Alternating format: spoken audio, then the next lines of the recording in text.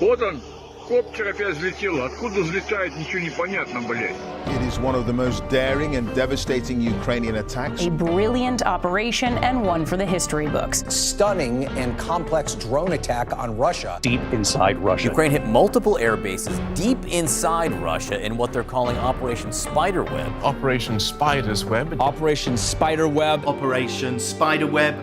Еще один летит. This was truly something out of a spy movie.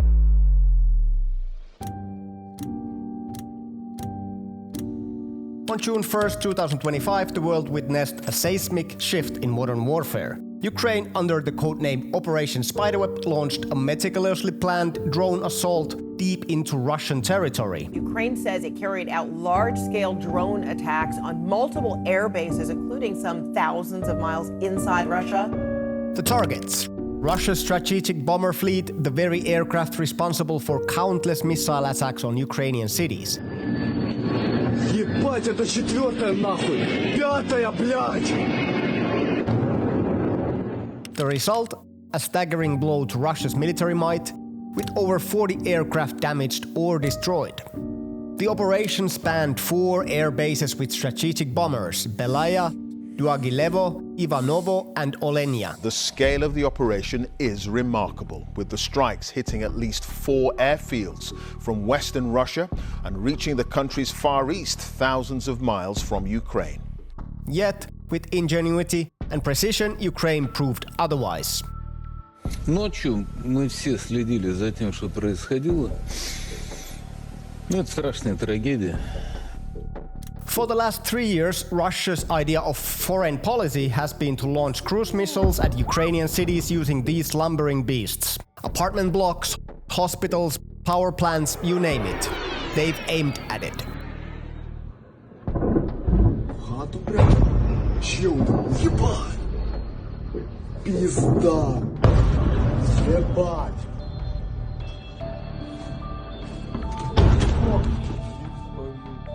From hundreds of kilometers away, in the safety of their own airspace, these bombers would launch their payloads and fly home like nothing happened. They were ghosts of a bygone empire still haunting the present. And Ukraine decided it was time for an exorcism. The brilliance of Operation Spiderweb lays in its simplicity. Over 18 months, Ukraine covertly transported 117 kamikaze drones into Russia, hidden within wooden cabins mounted on the backs of ordinary cargo trucks. The cabins looked like simple rural sheds, but inside they held hidden launch platforms, battery charging stations, and most importantly, the drones. These containers, delivered by unsuspecting drivers, were parked near the targeted airbases. At the appointed hour, the drones launched, catching Russian defenses off guard. Вот еще один, сука, пидорас. Вот он еще один пидорас. The damage was extensive. At Belaya Air Base in Irkutsk, satellite imagery confirmed the destruction of multiple Tu-95 and Tu-22 M3 bombers. These aircraft, relics of the Soviet era, are irreplaceable assets in Russia's strategic arsenal. They are not only the aircraft that were used to attack Ukraine using cruise missiles, but they're also part of the nuclear deterrent that the Soviet Union and then Russia created. The loss of such bombers not only diminishes Russia's offensive capabilities, but also strikes at the heart of its nuclear triad. For years, these bombers have been the backbone of Russia's long-range strike capability, launching cruise missiles at Ukrainian cities, targeting infrastructure and instilling fear among civilians.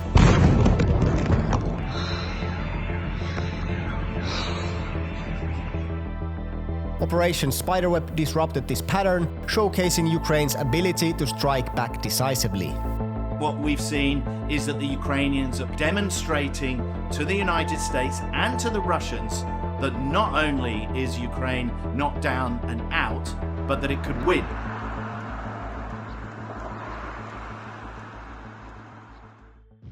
Let's talk triads. Russia's nuclear deterrence rests on 3 legs: land-based missiles, submarine-launched missiles, and air-launched ones.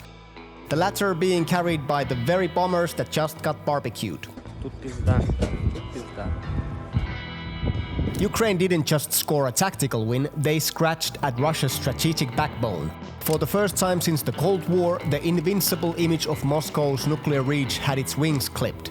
And the message was loud. We can reach you, and we don't need billion-dollar jets to do it. You can run, but you can't hide. Naturally, Russian propagandists online went into full denial mode and were circulating in the 5 stages of grief. Clearly directed by NATO communications guidance systems, because NATO wants to escalate this and wants to see Putin respond even more than he did a week and a half ago.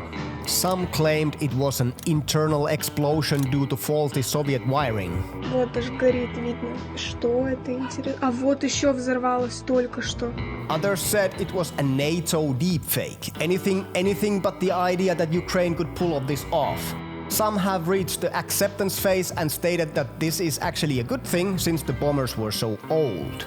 But you could see the panic. Fighter jets scrambled, air defense systems redeployed, bases put on high alert, and very long traffic jams in cities with air bases.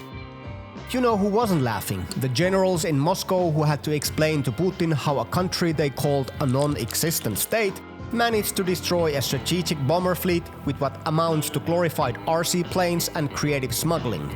In fact, we believe the entire military command structure has developed a phobia of windows over the days. It's a secret window. Worse yet, this was political humiliation. Russia's entire war narrative, its imperial revival cosplay, its bullying of neighbors, its missile-launching bravado took a gut punch. We don't want to demonstrate our strength. We are demonstrating it because the enemy doesn't want to stop. We demonstrate it in a fair way on military targets. Ukraine's message is clear. You keep bombing our cities, we'll ground the planes doing it. You think geography protects you? Оба ни с того ни с сего, сука. Think again. Оба! О дела, блядь. You still underestimate us? Лідер фракції тут. Голова офісу президента тут. Good. We like it that way. It's a symphony of modern asymmetric warfare and a warning shot to other authoritarian regimes who think geography, propaganda, or sheer scale make them untouchable. Russia thought it had built a fortress. Ukraine found the cracks and slipped right in, and when the dust settled, the world saw something remarkable: a nation fighting for its life, flipping the script and rewriting the rules.